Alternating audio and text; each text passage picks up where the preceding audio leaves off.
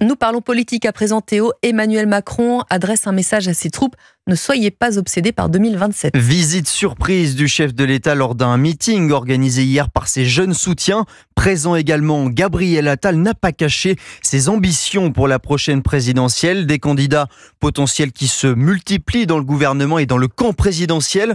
Le chef de l'État tente lui, Arthur Delaborde, de garder la main et appelle à l'unité.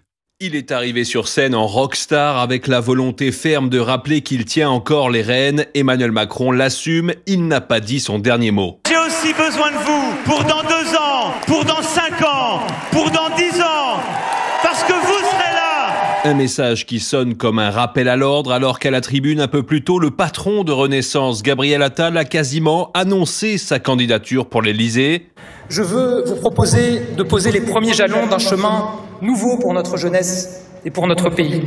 Ce chemin, c'est celui qu'avec vous, avec Renaissance, je souhaite proposer aux Français pour 2027. Des ambitions qui n'ont pas échappé au chef de l'État. Si dans les 2 ans qui viennent, on passe notre temps à parler de 2027, à ne rien faire, à être dans les calculs, à être dans les divisions, ce sera aucun d'entre nous dans 2 ans. Entre Emmanuel Macron et Gabriel Attal, le passage de relais ressemble de plus en plus à un bras de fer. Arthur Delaborde du service politique d'Europe 1 et dès mardi, Emmanuel Macron pourra réenclencher s'il le souhaite une dissolution de l'Assemblée nationale.